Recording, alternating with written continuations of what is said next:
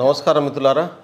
ఇవాళనే తెలంగాణ ప్రభుత్వం బట్టి విక్రమార్క గారు, డిప్యూటీ సీఎం గారు, ఆర్థిక శాఖ మంత్రి గారు బడ్జెట్ ప్రవేశపెట్టడం జరిగింది. 2,91,000 కోట్ల 159 కోట్లతో బడ్జెట్ను ప్రవేశపెట్టారు. గిరిజన శాఖకు 17,000 కోట్లు 17,056 కోట్ల రూపాయల బడ్జెట్ కేటాయించడం చాలా సంతోషం. ఎస్సీ డిపార్ట్మెంట్కు దాదాపు 33,000 కోట్ల రూపాయలు, మొదటిసారిగా బీసీ డిపార్ట్మెంట్కు 9,200 కోట్ల రూపాయలు కేటాయించడం, ఆరోగ్యానికి, విద్యకు, మైనారిటీలకు 3,000 కోట్లు కేటాయించడం, ఒక వెల్ఫేర్ బడ్జెట్ను ప్రవేశపెట్టి ప్రజల ఆర్థిక సూచిని పెంచేటటువంటి ప్రయత్నం ఈ ప్రభుత్వం చేస్తున్నట్టుగా బడ్జెట్ వచ్చింది. ఇది చాలా అద్భుతమైనటువంటి బడ్జెట్, ఒక వెల్ఫేర్ బడ్జెట్, ప్రజల జీవన ప్రమాణాలని పెంచే బడ్జెట్ అనే విషయాన్ని చెప్పదలుచుకున్నాను నేను. నిన్న కేంద్ర ప్రభుత్వం ప్రవేశపెట్టినటువంటి బడ్జెట్ను కూడా చూశాను. కార్పొరేట్ సెక్షన్కు బెనిఫిట్ ఇవ్వడం, మధ్యతరగతి వర్గానికి నష్టం చేయడం, పేదలను మరింత నష్టం చేసేటటువంటి పద్ధతుల్లో. రెండవది, ప్రధానమంత్రి గారు తన కుర్చీని కాపాడుకోవడం కోసం సపోర్ట్ చేస్తున్నటువంటి రాష్ట్రాలకు సపోర్ట్ చేసే పద్ధతిలో కేంద్రం బడ్జెట్ ఉంటే, ఒకటే చట్టం, విభజన చట్టం, ఆంధ్రప్రదేశ్ తెలంగాణ 2 రాష్ట్రాలు ఏర్పడడానికి కావాల్సిన చట్టంలో ఆంధ్రప్రదేశ్కి మాత్రమే రాయితీలు ఇచ్చి, అదే చట్టంలో ఉన్న తెలంగాణకు రాయితీలు ఇవ్వకపోవడం, సపోర్ట్ చేయకపోవడం అనేది కేంద్రం ప్రదర్శిస్తే, ఇక్కడ సోషల్ ఫోర్సెస్, ఎస్సీలు, ఎస్టీలు, బీసీలు, మహిళలు, మైనారిటీలు, విద్య, వైద్యం, మౌలిక సదుపాయాల కల్పన కేంద్రకంగా ఇవాళ తెలంగాణ కాంగ్రెస్ పార్టీ బట్టి విక్రమార్క గారు ప్రవేశపెట్టినటువంటి బడ్జెట్ ఉంది. ఇది అద్భుతమైనటువంటి బడ్జెట్. లాస్ట్ ఇయర్ 14,000 కోట్ల రూపాయలు గిరిజన శాఖ కేటాయిస్తే 3,000 కోట్లు పెంచి ఇవాళ 17,000 కోట్ల రూపాయల గిరిజన శాఖ పద్దు రావడం అనేటటువంటిది చాలా మంచి గ్రోత్ ఇది. కాబట్టి గిరిజనులకు మరింత ముందుకు తీసుకురావడానికి ఉపయోగపడుతుంది. ట్రైకార్ చైర్మన్గా బట్టి విక్రమార్క గారికి ధన్యవాదాలు తెలియజేస్తా ఉన్నాం. మీరు ఎలాంటి డెవలప్మెంట్ తీసుకురాబోతున్నారు అంటే ట్రైబల్ వెల్ఫేర్ డిపార్ట్మెంటు 17,000 కోట్ల రూపాయల బడ్జెట్ను ఇస్తుంది. ట్రైకార్కు లాస్ట్ 2 సంవత్సరాలుగా బడ్జెట్ కేటాయించినప్పటికీ జీరో అలొకేషన్ చేశారు. మొన్నటి మేము వచ్చి ఉండకపోతే ఈ సంవత్సరం కూడా జీరో అలొకేషన్ అయ్యేది. వాళ్ళు బడ్జెట్లో కేటాయింపులు చేస్తారు, రిలీజ్ చేయరు. 2 సంవత్సరాలు ట్రైకార్ సంస్థ ఏ పని చేయకుండా ఉన్నది అంటే దానికి కారణం గతంలో ఉన్నటువంటి టీఆర్ఎస్ ప్రభుత్వం. రేవంత్ రెడ్డి గారు ముఖ్యమంత్రి కాగానే, కాంగ్రెస్ ప్రభుత్వం రాగానే 420 కోట్ల రూపాయలు ట్రైకార్ కేటాయిస్తే, ఒకటే రోజు మార్చి 31వ తారీఖు నాడు 407 కోట్ల రూపాయలను ఒకటే రోజు రిలీజ్ చేసినటువంటి పరిస్థితి. కాబట్టి ఇవాళ కూడా వెల్ఫేర్కు సంబంధించి మాకెంతైతే పద్దు ఇస్తారో ఆ పద్దు ప్రకారం 4 హెడ్స్ మేము ప్రధానంగా పెట్టుకున్నటువంటి పరిస్థితి. ఎకనామికల్ సపోర్ట్ స్కీమ్స్ కావచ్చు, లోన్లు ఇచ్చేటటువంటి పద్ధతి. రెండవది, ల్యాండ్ డెవలప్మెంట్కి సంబంధించినటువంటి పథకాలు ఉన్నాయి. అదేవిధంగా స్కిల్ డెవలప్మెంట్ ట్రైనింగ్ ఇచ్చేటటువంటి పథకాలు ఉన్నాయి. ఇవన్నీ కూడా పూర్తిగా ఇంప్లిమెంట్ చేసి ఈ 2 సంవత్సరాల కాలంలో గతంలో జరిగినటువంటి నష్టాన్ని పూడ్చి మరింత గిరిజనులకు చేయూతనిచ్చి ఆర్థికంగా వాళ్ళ కుటుంబాలు వాళ్ళు కాళ్ల మీద నిలబడి కుటుంబాన్ని పోషించుకునే గౌరవప్రదమైనటువంటి జీవితాన్ని తీసుకురావడం కోసం మా ప్రభుత్వం పనిచేస్తూ ఉంది. దాంతో పాటుగా ప్రభుత్వం ఇచ్చేటటువంటి నిధులను సద్వినియోగం చేసుకోవడం, టైంకి ఉపయోగించడం, 100% యూటిలైజ్ అయ్యేటట్టు చేసుకోవడం మా బాధ్యత. అది చేస్తాం. గతంలో కూడా అనేక బడ్జెట్లు రిలీజ్ అయినాయి. గతానికి ఇప్పటికి తేడా ఏమైనా ఉందంటే ఏం చెప్తారు? అంటే ఇది వెల్ఫేర్ బడ్జెట్ కింద. గతంలో ప్రియారిటీస్ మారవచ్చు. కాంగ్రెస్ పార్టీ ప్రియారిటీ ప్రజలు, కాంగ్రెస్ పార్టీ ప్రియారిటీ పేదలు, కాంగ్రెస్ పార్టీ ప్రియారిటీ ఎస్సీలు, ఎస్టీలు, బీసీలు, మైనారిటీలు, మహిళలు. కాంగ్రెస్ పార్టీ ప్రియారిటీ ఆకలిలోనికి అన్నం పెట్టడం. కాంగ్రెస్ పార్టీ ప్రియారిటీ గౌరవంగా సమాజంలో ప్రతి ఒక్కరు జీవించే పరిస్థితిని క్రియేట్ చేయడం. దాంతోపాటు ప్రతి ఒక్కరికి హౌసింగ్ చేరవేసేటటువంటి ప్రయత్నం చేయడం. బడ్జెట్లో కూడా దానికి పెద్ద ఎత్తున కేటాయింపులు జరిగినాయి. ఇవాళ హైదరాబాద్ నగరం మనం తెలంగాణకు సెంటర్. హైదరాబాదు డెవలప్మెంట్ మీదనే ఆర్థిక వ్యవస్థ ఆధారపడి ఉంటుంది. కాబట్టి హైదరాబాదుకు 10,000 కోట్లు కేటాయించడం అనేటటువంటి కూడా ఒక అద్భుతమైనటువంటి నిర్ణయం ముఖ్యమంత్రి గారు చెప్తున్నట్టుగా. ఎందుకంటే ఇన్ఫ్రాస్ట్రక్చర్ క్రియేట్ అయితేనే ఎంప్లాయ్మెంట్ జనరేట్ అవుతుంది. ఎంప్లాయ్మెంట్ జనరేట్ అయితేనే ఇవాళ ఈ రాష్ట్రం రెవెన్యూస్ పెరుగుతాయి. రెవెన్యూస్ పెరిగితేనే ప్రజలకు సంక్షేమ పథకాలు అందేటటువంటి రిసోర్సెస్ మనకు వస్తాయి. ప్రభుత్వ వ్యతిరేకం కూడా ఎక్కువ ఉంది కదా 8 నెలల్లో చూసుకుంటే, మరి ఎట్లా చూస్తాను? ప్రభుత్వం వ్యతిరేకత లేదు. ప్రభుత్వ వ్యతిరేకతను క్రియేట్ చేయడం కోసం రకరకాల ప్రయత్నాలు జరుగుతున్నాయి. ఈ 8 నెలల కాలంలో 4 నెలలు ఎన్నికల్లో పోయినాయి. మాకు వచ్చినటువంటి టైం 4 నెలలు. 4 నెలల్లోనే ఇవాళ మహిళలకు సంబంధించినటువంటి ఫ్రీ బస్సును తీసుకొచ్చినాం. 10 లక్షల రూపాయలకు సంబంధించినటువంటి పథకాన్ని, ఆరోగ్యశ్రీ పథకాన్ని ప్రవేశపెట్టినాం. ఒక్కరోజు కూడా నిద్రపోకుండా 42,000 కోట్ల రూపాయల అప్పులు కట్టాం. అంటే కేసీఆర్ చేసిపోయినటువంటి అప్పులు కడుతున్నటువంటి పరిస్థితి ఉన్నది, అప్పులకు మిత్తిలు కడుతున్నటువంటి పరిస్థితి ఉన్నది. మేము ఒక్క రూపాయి దుర్వినియోగం చేయకుండా ఏకకాలంలో 6,000 కోట్ల రూపాయలు రైతుల అకౌంట్లో వేసినటువంటి స్థితి ఉంది. ఇప్పుడు 72,000 కోట్ల రూపాయలు ఇవాళ వ్యవసాయ రంగానికి కేటాయించినాం. అంటే ఆల్మోస్ట్ ఆల్ కంప్లీట్గా రుణమాఫీ కావచ్చు, అదేవిధంగా రైతులకు ఇచ్చేటటువంటి మిగతా పథకాలు కావచ్చు, పూర్తిగా ఈ ప్రభుత్వం ఈ సంవత్సరం అమలు చేయబోతుందనేది బడ్జెట్ కేటాయింపులే మనకు ముందుకు వచ్చినటువంటి పరిస్థితి ఉంది. 1,50,000 రుణమాఫీ రేపు ఈ వారం రోజుల్లో చేయబోతున్నాం. ఇంకో 15-20 రోజుల్లో పూర్తిగా 2 లక్షల వరకు రైతులు అప్పులు తీసుకున్నటువంటి రైతుల రుణమాఫీ చేయబోతున్నాం. కాబట్టి ఒక్క ఏకకాలంలో భారతదేశంలో 31,000 కోట్ల రూపాయలు ఒక రాష్ట్ర ప్రభుత్వం రుణమాఫీ చేసినటువంటి చరిత్ర లేదు. ఇది ఒక దేశానికి ఒక మార్గదర్శకం అయ్యేటటువంటి నిర్ణయం. రైతుల ఫేవర్లో తెలంగాణ ప్రభుత్వం, ముఖ్యమంత్రి రేవంత్ రెడ్డి గారు, కాంగ్రెస్ పార్టీ తీసుకున్నటువంటి నిర్ణయం. అందుకనే ఈ బడ్జెట్ ఒక అద్భుతమైనటువంటి బడ్జెట్. దీన్ని 100% అమలు చేసి 100% ఫలితాలు ప్రజలకు అందిస్తాం. వాళ్ళు చేసే తప్పుడు ప్రచారాలన్నీ మా కార్యాచరణతో పటాపంచలు చేస్తాం. వాళ్ళు చేసేటి ప్రచారాలు, మేము చేసేటి వాస్తవ పనులు. 10 సంవత్సరాలుగా ఒక ఉద్యోగి ప్రమోషన్ ఇవ్వలేదే. 52,000 మంది ఉద్యోగులకు ఇవాళ ప్రమోషన్ ఇస్తున్నటువంటి పరిస్థితి ఉంది కదా. ఎందుకు అంత నిర్ణయం తీసుకున్నది? 10 సంవత్సరాలుగా ఉద్యోగాల నోటిఫికేషన్ లేవే. షెడ్యూల్ ప్రకారం ఉద్యోగాల నోటిఫికేషన్లు ఇచ్చేటటువంటి పని మేము చేస్తున్నాం. ఇవాళ మాట్లాడుతూ ఉన్నారు మీరు షెడ్యూల్ ఇవ్వండి. టీఆర్ఎస్కి ఏం అధికారం ఉంది మాట్లాడడానికి? నీకేం నైతిక అర్హత ఉంది? ఒక ఉద్యోగం భర్తీ చేయనటువంటి వాడిని అసెంబ్లీ సాక్షిగా 10 సార్లు తప్పు సమాచారం ఇచ్చినటువంటి వాళ్లకు ఏం వాల్యూ ఉంటుంది? నువ్వు నిన్నటిదాకా అధికారంలో నువ్వు చేయలేదు, నేను చేస్తానంటే నువ్వు ఎట్లా చేస్తావో చెప్పంటే నీకు అడిగే హక్కే లేదు. మేము చేసి చూపిస్తాం. నువ్వు పెండింగ్ పెట్టిపోయిన 30,000 ఉద్యోగాలను మేము భర్తీ చేసేసినాం. ఈ సంవత్సర కాలంలో 2 లక్షల ఉద్యోగాలు, 1,00,000 ఉద్యోగాలు భర్తీ చేయబోతున్నాం. షెడ్యూల్ ఇచ్చేసినాం, నోటిఫికేషన్ ఇచ్చేసినాం. ఉద్యోగాల భర్తీ జరగకపోతే ప్రజలకు సేవలు అందవు. నేను ఇప్పుడు డిపార్ట్మెంట్లో చూస్తున్నా, ఆంధ్రప్రదేశ్ విభజన తర్వాత 48%, 58% ఉద్యోగులు ఇక్కడి నుంచి వెళ్ళిపోయినరు. 42% ఉద్యోగులు మన కంట్రోల్లో ఉన్నారు. చాలా కీలకమైనటువంటి పొజిషన్లో ఉద్యోగులు ఉండాల్సినటువంటి అవసరం ఉంది. డిసిషన్ మేకర్స్ ప్లేస్లో ఉద్యోగులు లేకపోతే భర్తీ ప్రక్రియ ఆగిపోతుంది. కాబట్టి ఇవాళ గ్రూప్ 1 ఉద్యోగాలు కానీ, గ్రూప్ 2 ఉద్యోగాలు కానీ, గ్రూప్ 4 ఉద్యోగాలు కానీ రిక్వైర్మెంట్ చాలా స్పీడ్గా ఉన్నది. అందుకనే తొందరగా కంప్లీట్ చేసి వాళ్ళని తీసుకొస్తే ఇవాళ ప్రభుత్వం తీసుకున్నటువంటి సంక్షేమ పథకాలు ప్రజలకు అందించేటటువంటి యంత్రాంగమే ఉద్యోగులు. అది మేము చేయబోతుంటే దానికి అడ్డం పట్టే ప్రయత్నం చేస్తారు. వాళ్ళు గతంలో చేయలేదు.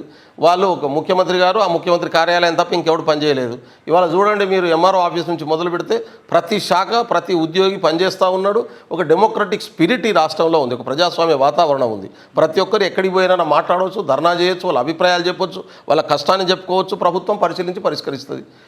మొన్న ఒక సాక్షి పేపర్, ఒక పేపర్లో ఒక మూలకు ఒక చిన్న న్యూస్ రాస్తే దాన్ని ముఖ్యమంత్రి దృష్టికి వెళ్ళిన వెంటనే క్షణాల మీద, ఇంత బిజీలో కూడా బడ్జెట్ సెషన్స్ ప్రిపేర్ అవుతున్నటువంటి క్షణాల్లో కూడా ఇవాళ 1,80,000 రూపాయల అమ్మాయికి అందేటట్టు ఒక్క రోజులోనే డిసిషన్ తీసుకొని చెక్ అందించిన ఘనత ఈ ప్రభుత్వాన్ని, ముఖ్యమంత్రి గారిది.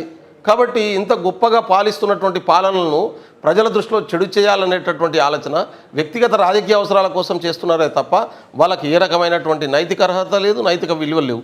8 మంది ఎంపీలను గెలిపించారు బీజేపీలను. ఎందుకు ఒక్క పైసా తేలేకపోయారు? ఎందుకు ఒక్క రూపాయి రాలే ఈ రాష్ట్రానికి? తేవడంలో ఎందుకు విఫలం చెందినరు? ఏం సమాధానం చెప్తారు? ఆంధ్రప్రదేశ్ తెలంగాణకు ఒకటే విభజన చట్టం, ఆంధ్రప్రదేశ్కి ఇండస్ట్రీస్ ఇస్తావు, నువ్వు తెలంగాణకి ఇవ్వవు. హైదరాబాద్ టు బెంగళూరు కారిడార్ అని చెప్తావు. హైదరాబాద్ నుంచి బెంగళూరు, ఆంధ్రప్రదేశ్కి పోవడానికి 210 కిలోమీటర్ల దూరం ఉంది. ఈ 210 కిలోమీటర్లో ₹1 ఇన్వెస్ట్మెంట్ లేదు. 180 కిలోమీటర్లు ఆంధ్రప్రదేశ్లో నీకు హైదరాబాద్ టు బెంగళూరు కారిడార్ ఎంత ఉంటుంది? 180 కిలోమీటర్ల ఇండస్ట్రీ పెడతావు. అటు కర్ణాటకకి ఇవ్వవు, ఇటు తెలంగాణకి ఇవ్వవు. ఇదేం నీతి? నాకు అర్థం కాదు. అటువంటి నీతిని వాళ్ళ కేంద్ర ప్రభుత్వం అవలంబిస్తుంది. మేము అట్లా కాదు. అన్ని వర్గాలను ముందుకు తీసుకెళ్లడం కోసం కేంద్ర ప్రభుత్వం సహకరించకున్నా ఇక్కడ సమగ్రాభివృద్ధి సాధించడం కోసం మా ముఖ్యమంత్రి గారు, మా ప్రభుత్వం పనిచేస్తుంది. దానికి వాళ్ళ బడ్జెట్ రిఫ్లెక్ట్ అవుతుంది. ఓకేనా? గత ప్రభుత్వంలో చైర్మన్, పేరుకే చైర్మన్గా ఉన్నటువంటి పరిస్థితులు ఉన్నాయి. ఇప్పుడు ఎట్లుందా? మీ మీద ఏమైనా ఫోర్స్ ఉందా, లేదంటే స్వేచ్ఛగా ఉన్నారా మీరు? మాది ప్రజాప్రభుత్వం. ప్రజాప్రభుత్వం అంటేనే ప్రజల అభిప్రాయాన్ని గౌరవించి ఎవరి బాధ్యతల్ని వారు నిర్వర్తించడం. మీరు ముఖ్యమంత్రిగా సంతకం పెట్టిన వెంటనే తీసుకున్న నిర్ణయం ఏంది? ప్రమాణ స్వీకారం జరుగుతుంటే బారికెట్లు తొలగినాయి. ముఖ్యమంత్రిని కలిసేటటువంటి అవకాశం వచ్చింది. సీఎం కార్యాలయం లోపలికి జర్నలిస్టులు పోయే అవకాశం వచ్చింది. సెక్రటరియట్ చూసిరా మీరు? అంతకుముందు మీరు చాలా కాలంగా జర్నలిస్టులు ఉన్నారు కదా, గేట్ దాటి లోపలికి పోయిర్రా? ఏ మంత్రిని కలవగలిగిన పరిస్థితి ఉందా? ఇవాళ ఎక్కడికైనా పోయి మాట్లాడేటటువంటి అవకాశం ఉంది. కార్పొరేషన్ చైర్మన్స్ గతం ఇక్కడ ఇదే ట్రైకార్కు కార్పొరేషన్ చైర్మన్ ఉన్నాడు. 2 సంవత్సరాలు రూపాయి రిలీజ్ చేయలేదంటున్నాను నేను. ఎందుకు తీసుకురాలేకపోయారు? ఎందుకంటే వాళ్ళకు కూడా ఏం అధికారం లేదు ఆ చైర్మన్లకు. అప్పుడు 0 రిలీజ్ ఉంటుందా ఎక్కడైనా? ట్రైబల్ డెవలప్మెంట్కు సంబంధించిన శాఖకు, గిరిజనులు అత్యధిక వెనుకబడ్డ వర్గాలకు సంబంధించిన అభివృద్ధి చేయాల్సినటువంటి శాఖకు బడ్జెట్లో కేటాయింపులు చేసి రూపాయి అన్నటువంటి చరిత్ర నేనైతే ఎప్పుడు చూడలే. ఉమ్మడి ఆంధ్రప్రదేశ్లో కూడా జరగలే, ఆంధ్ర పాలకులు కూడా చేయలే. అంత పెద్ద ద్రోహం చేసిన కేసీఆర్ తెలంగాణ ప్రజలకు. అంత పెద్ద ద్రోహం జరిగింది ఇక్కడ. 10 సంవత్సరాలుగా ఇవాళ జీరో బడ్జెట్ ఇచ్చేటటువంటి జీరో రిలీజ్ చేయడం అనేటటువంటిది కంప్లీట్ ట్రైబల్ డెవలప్మెంట్ను 10 సంవత్సరాలు వెనక్కి నెట్టినట్టే. కాబట్టి వీటిని మా మీద ఏ ఒత్తిడి లేదు.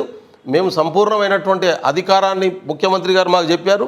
ఆ శాఖలో ఉన్నటువంటి మీకు ఇవ్వబడ్డటువంటి బాధ్యతలను 100% ఆ వర్గాలకు చేరేటట్టు చేయండి, దానికి నేను పూర్తిగా సహకరిస్తానని చెప్పాడు. ఇవాళ మా ట్రైబల్ వెల్ఫేర్ డిపార్ట్మెంట్ ముఖ్యమంత్రి గారి కంట్రోల్లో ఉంది.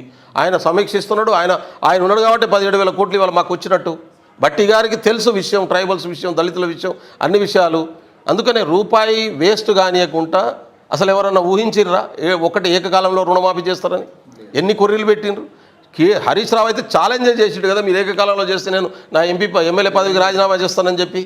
కానీ ఇవాళ అది నిజంగా అవుతున్నది. రాజీనామా రెడీ చేసుకో హరీష్ రావు, తొందరగా నువ్వు రాజీనామా చేస్తే బై ఎలక్షన్లో సిద్దిపేట ప్రజలు నిన్ను వదిలించుకుంటారు, రెడీ ఉన్నారు వదిలించుకోవడానికి. ఏదైతే ఎస్టీ సంక్షేమానికి రిలీజ్ అయిన ఫండ్ ఉందో అది మీకు సంతోషం కలిగిస్తుందా, లేదంటే ఇంకేమైనా నచ్చేది? చాలా అద్భుతంగా బడ్జెట్ కేటాయింపులు జరిగినాయి. కాబట్టి ఈ బడ్జెట్ కేటాయింపులను పూర్తి స్థాయిలో ఇంప్లిమెంట్ చేయించుకుంటాం. అది ప్రతి పైసాను పేద గిరిజనులకు చేరవేస్తాం. మీ హయాంలో ఎలాంటి డెవలప్మెంట్ ఊహించవచ్చు అంటే మీరు చూస్తారు కదా, తొందర ఎందుకు? అంటే మీ అంచనాలో ఇవాళ బడ్జెట్ అయ్యింది. బడ్జెట్ మాకు వచ్చినటువంటి డబ్బు ప్రకారం మా అధికారులను కూర్చోబెట్టి మాట్లాడి ఉన్నటువంటి పథకాల్లో ఏమేమి మాడిఫికేషన్ చేసి ముందు తీసుకెళ్లాలో త్వరలోనే నోటిఫికేషన్స్ వస్తాయి. అంటే ట్రైకార్ అనేటటువంటిదే డెవలప్మెంట్. ట్రైబల్ వెల్ఫేర్లో 3 విభాగాలు ఉంటాయి. ఒకటి ఎడ్యుకేషన్, రెండోది డెవలప్మెంట్, మూడోది గిరిజనులు ఉత్పత్తి చేసేటటువంటి వస్తువులను సేకరించి ప్రజలకు అందించి వాళ్ళకి మార్కెట్ క్రియేట్ చేయడం, దాన్ని జీసీసీ అంటారు. ఎడ్యుకేషన్ నా కంట్రోల్లో ఉండదు. జీసీసీ అంటే గిరిజన ఉత్పత్తుల సేకరణ డిపార్ట్మెంట్, జీసీసీ నా కంట్రోల్లో ఉండదు. నేను ట్రైకార్ అనేటటువంటి గిరిజన అభివృద్ధి శాఖకు సంబంధించిన ఫైనాన్షియల్ సపోర్ట్ స్కీమ్స్, వాళ్ళు లోన్స్ కావచ్చు, స్కీమ్స్ కావచ్చు, స్కిల్ ట్రైనింగ్ కావచ్చు, ల్యాండ్ డెవలప్మెంట్ కావచ్చు, ఇవన్నిటిని చూసే బాధ్యత ట్రైకార్కు ఉంటుంది. కాబట్టి ఇది 100% చేసి చూపిస్తాం మేము. అండ్ ఇంకొకటి ఏంటిదనంటే ఇప్పుడు బాగా విమర్శలు వస్తున్న మాట ఏంటిదనంటే త్వరలోనే కాంగ్రెస్ ప్రభుత్వం పడిపోతుందని, దానికి మీ సమాధానం ఏంటి? అది పగటి కళలు అంటారు. పగటి కళలు కానొచ్చు కానీ పగటి కళలు కూడా అంటారు. ఎందుకు పడిపోతుంది? ఎవడున్నాడు ఆడ పడేస్తాడు? ఇప్పుడు కేసీఆర్ ఆయన ఎమ్మెల్యే ఆయన దగ్గర ఉండలేరు. ఎందుకంటే పార్లమెంట్ ఎన్నికల్లో వాళ్ళు 0కి వెళ్ళిపోవడంతో మొత్తం పార్లమెంట్లో 119 స్థానాలు తెలంగాణలో ఉంటే టీఆర్ఎస్కి వచ్చిన లీడ్ స్థానాలు 3. 39 మంది ఎమ్మెల్యేలు గెలిచారు. ఒక్కొక్క దగ్గర 1,00,000 మెజార్టీతో 80,000 మెజార్టీతో గెలిచిన తర్వాత కూడా పార్లమెంట్ ఎన్నికల్లో వాళ్ళు మైనస్ అయిపోయింది. అంటే టీఆర్ఎస్కి లీడ్ వచ్చిన స్థానాలు 3. అంటే టీఆర్ఎస్ పార్టీ ఉన్నట్టా పోతున్నట్టా? కాబట్టి వాళ్ళు మమ్మల్ని కూలగొడతారు. అయ్యా అవకాశం ఉందా? కాబట్టి దాని గురించి పెద్దగా చర్చ చేయాల్సిన అవసరం లేదు. ఇప్పుడు law will take its own course. చట్టం తన పని తాను చేసుకుంటూ పోతుంది. చట్ట ప్రకారం జరగాల్సిన పనులు జరుగుతాయి. దాని ప్రకారం బై ఎలక్షన్స్ వస్తాయా రావా అనేటటువంటిది అది స్పీకర్ గారు తీసుకోవాల్సినటువంటి నిర్ణయం. ఇంకో మాట కూడా అంటున్నారు, చాలా తప్పుడు ప్రచారం చేస్తూ ఉన్నారు. ఇది చెప్పాల్సినటువంటి అవసరం ఉంది. గతంలో కాంగ్రెస్ పార్టీ మా పార్టీలో గెలిచిన వాళ్ళను తీసుకున్నారు మీ పార్టీలకు అని చెప్పిండ్రు. ఎవరిని తీసుకున్నారు? ఎప్పుడు తీసుకున్నారు? టీఆర్ఎస్లో 26 మంది ఎమ్మెల్యేలు గెలిస్తే కేసీఆర్ మీద నమ్మకం లేనటువంటి 14 మంది ఎమ్మెల్యేలు టీఆర్ఎస్ నుంచి బయటకు వచ్చి ఒక గ్రూప్గా ఏర్పడి ఒక ఇండిపెండెంట్ ఎమ్మెల్సీని నిలబెట్టుకొని గెలిపించుకున్నారు. వాళ్ళు ఎవ్వరూ గాంధీ భవన్ గడప కూడా తెప్పలే, గాంధీ భవన్లో వాళ్ళ కడవాళ్ళు కప్పలే. గతంలో నంబర్ 1 వాళ్ళలో చాలామంది ఎలక్షన్స్ కంటే ముందే రిజైన్ చేశారు. 6 మిగిలితే 6 ఆ రోజు స్పీకర్గా ఉన్నటువంటి ఇవాళ టీఆర్ఎస్ పార్టీలే ఉన్నాడు కదా, డిస్క్వాలిఫై చేసింది మా ప్రభుత్వం గతంలో.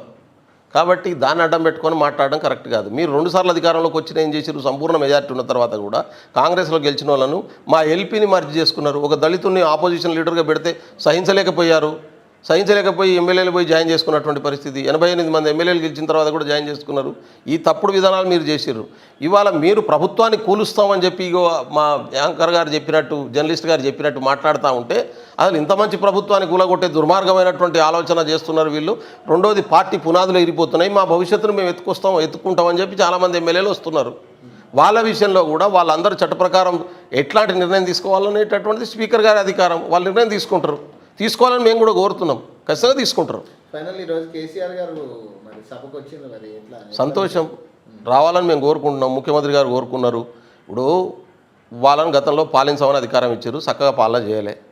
ఇప్పుడు ప్రశ్నించే అధికారం ఇచ్చిండ్రు, మమ్మల్ని పాలించే అధికారం ఇచ్చిండ్రు. ఆ ప్రశ్నించే పనులను చేయరా బాబు అని చెప్పి ఇంట్లో వండుకుంటా అంటే ఎట్లా కుదురుతుంది?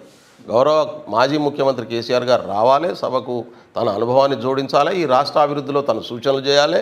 మా ప్రభుత్వం వాటిని స్వీకరించడానికి సిద్ధంగా ఉంది. ఒక గౌరవప్రదంగా ఒక ప్రజాస్వామ్య పద్ధతిలో సభ నడవాలి, నడుస్తుంది, నడిపిస్తామని మా ముఖ్యమంత్రి గారు పదే పదే చెప్తా ఉన్నారు. కాబట్టి రండి, మాట్లాడండి, సలహాలు సూచనలు ఇవ్వండి, ఈ రాష్ట్రాన్ని అభివృద్ధి చేద్దాం.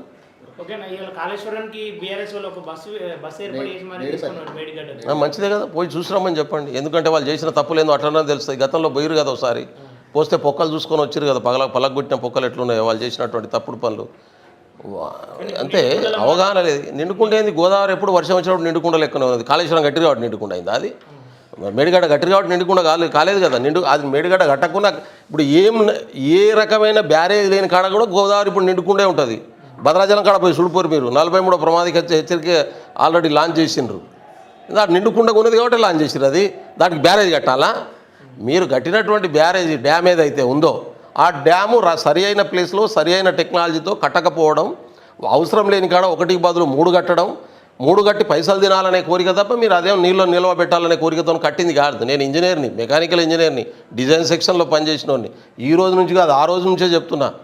అది 9 కట్టాల్సింది తీసుకొచ్చి కట్టడమే తప్పని చెప్తా ఉన్నాం. పాత డిజైన్ ప్రకారం కట్టుంటే ఇవాళ 43,000 కోట్లతో అయిపోయేది. దానికి 1,00,000 కోట్ల రూపాయలు తినడం కోసమే చేసిర్రు, ఆస్తులు పెంచుకోవడం కోసం చేసిర్రు.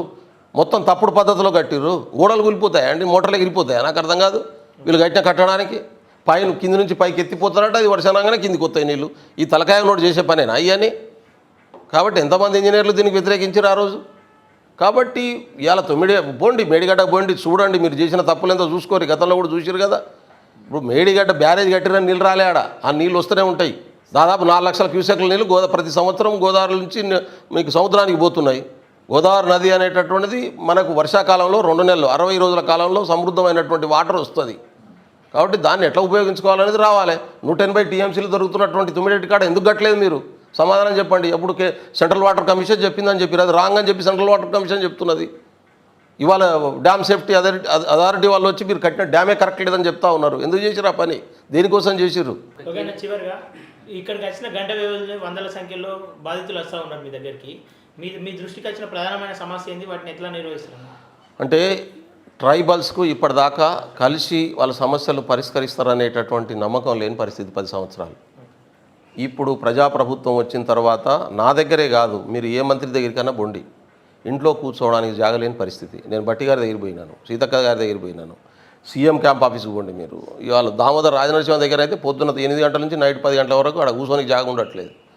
ఎందుకంటే ప్రజల పనులు అవుతున్నాయి. మీరు ఏ ఆఫీస్ కన్నా పోండి, పని అవుతుందా లేదా చెక్ చేసుకోండి. ఎందుకు అంటే సిస్టమ్ ఎక్కడికక్కడ ఎవరి పద్ధతిలో వాళ్ళు పనిచేయాలి. ఇప్పుడు నువ్వు జర్నలిస్ట్ ఉన్నావు, జర్నలిస్ట్ పనిచేయాలి, కెమెరామెన్ పనిచేయాలి, ఆయన ఇన్పుట్ ఎడిటర్ పనిచేయాలి. కానీ కేసీఆర్ ఉన్నప్పుడు అన్ని కలిపి ఆయన ఒక్కడే చేస్తా అనుకునేది, అది సమస్య. ఇట్లా చేస్తే అవుట్పుట్ రాదు కదా. కాబట్టి ఇవాళ మేము ఎవరి స్థాయిలో అధికారుల స్థాయిలో అధికారులు, నాయకుల స్థాయిలో నాయకులు, ఎవరి పారామీటర్లో వాళ్ళకి ఇచ్చినటువంటి కాన్స్టిట్యూషనల్ గైడ్లైన్స్ ప్రకారం అందరం పనిచేసి ప్రజలకు మేలు చేయాలి. ఇదే ప్రజాప్రభుత్వం అంటే, ఇది మేము చేసి చూపిస్తున్నాం. అలాగే కేంద్ర బడ్జెట్ చూసుకున్నట్టయితే అందులో మన తెలంగాణ నుంచి 16 మంది ఎంపీలు ఉన్న కేంద్ర బడ్జెట్లో తెలంగాణకి చోటు లేకపోవడం పైన విధానం స్పందిస్తారు. అదే చెప్తున్నా కదా, కేంద్ర ప్రభుత్వం మోడీ గారికి 56 ఇంచుల ఛాతీ అని చెప్పి చెప్పుకున్నాడు. మోడీ గారు పిరికోడని చెప్పి నాకు ఈ బడ్జెట్తో అర్థమైంది. ప్రభుత్వాన్ని కాపాడుకోవడం కోసం 2 రాష్ట్రాలకే బడ్జెట్లో సగం ఇచ్చేస్తాడని అనుకోలే. ఇంత వీక్ ప్రధానమంత్రి అని అనుకో. రెండోది ఇంత పొలిటికల్ అంబిషన్స్ ప్రధానమంత్రి కూడా అనుకోలే నేను. ఎందుకంటే ఆయన ఇప్పుడు ప్రభుత్వానికి ప్రధానమంత్రిగా ఉన్నాడు. వచ్చినటువంటి ప్రతి రూపాయి ఈ దేశ సమగ్రతలో అన్ని వర్గాలకు అన్ని ప్రాంతాలకు సమానంగా పంపిణీ జరగాలి కదా. అది ఎందుకు జరగలేదు? ఆంధ్రప్రదేశ్ నేను విభజన చట్టాన్ని వాడిన వాళ్ళు మీరు చూసి నిన్న బడ్జెట్ సెషన్లో ఆంధ్రప్రదేశ్ రీఆర్గనైజ్ యాక్ట్ అనేది తెలంగాణ దాంట్లో లేదా? ఆంధ్రప్రదేశ్ రీఆర్గనైజేషన్ యాక్ట్ నుంచే కదా తెలంగాణ పుట్టింది. అది ఆంధ్రప్రదేశ్ రీఆర్గనైజ్ యాక్ట్లో ఒక పార్ట్, ఒక ఏరియాకి ఎట్లా ఇంప్లిమెంట్ చేస్తారు? ఒక్క బీహార్కు నీకు ఎన్ని రకాల బెనిఫిట్స్ ఇచ్చారో మనం చూసినాం కదా. అంతకంటే వెనకబడ్డటువంటి పక్కనే నీ ప్రభుత్వం ఉన్నటువంటి ఉత్తరాఖండ్ ఎందుకు గుర్తురాదు నీకు? బుందేల్ఖండ్ ఎందుకు గుర్తురాదు నీకు? ఆ పక్కనే ఉన్నటువంటి బీహారు ఇవాళ హర్యానా ఎందుకు గుర్తురాదు నీకు? రైతుల ఉద్యమం ఎందుకు గుర్తురాదు నీకు? ఎందుకు ఏ డెవలప్మెంట్ యాక్టివిటీ అక్కడ పెట్టవు నువ్వు? కాబట్టి వాళ్ళ యాటిట్యూడ్ అర్థమవుతూ ఉంది. మొత్తం 21, 27 సీట్లు ఇచ్చినటువంటి ఒరిస్సాకి ఏమి ఇచ్చారు మీరు? 10కి 10 సీట్లు ఇచ్చినటువంటి ఛత్తీస్గఢ్కి ఏమి ఇచ్చారు మీరు? కాబట్టి ప్రధానమంత్రి తన కుర్చీని కాపాడుకోవడం కోసం ఇవాళ బడ్జెట్ను మిస్యూజ్ చేసినట్టుగా కేంద్ర బడ్జెట్ కనబడతా ఉంది. రాజకీయ బడ్జెట్ అనుకో. ఇది పొలిటికల్ కాదు, ప్రధానమంత్రి కుర్చీ కాపాడుకునే బడ్జెట్. అంటే ఆరేడు రాష్ట్రాల్లో కూటమి ఉంది కాబట్టి అంటే. వాళ్ళ సపోర్ట్తో నడుస్తుంది కాబట్టి వాళ్ళకి ఇచ్చేస్తారు. అది ఇంత వీక్ ప్రైమ్ మినిస్టరా? నేను దేవగౌడ గారు ఉన్నప్పుడు జరగలేదు ఇటువంటిది. చంద్రశేఖర్ చాలా తక్కువ మంది 47 మంది ఎంపీలతోనే ఆ రోజు ప్రధానమంత్రికి అయ్యింది. ఆయన కూడా ఇంత బలహీనంగా లేకుండే, అంతకంటే బలహీనంగా ఉన్నాడు. అంత తక్కువ మంది చేసినప్పుడు నిజంగానే అందరికీ భయపడాలి కదా. కానీ అంతకంటే ఎక్కువ జరిగినటువంటి పరిస్థితి అయితే నాకు కనబడతా ఉంది. Thank you. Thank you.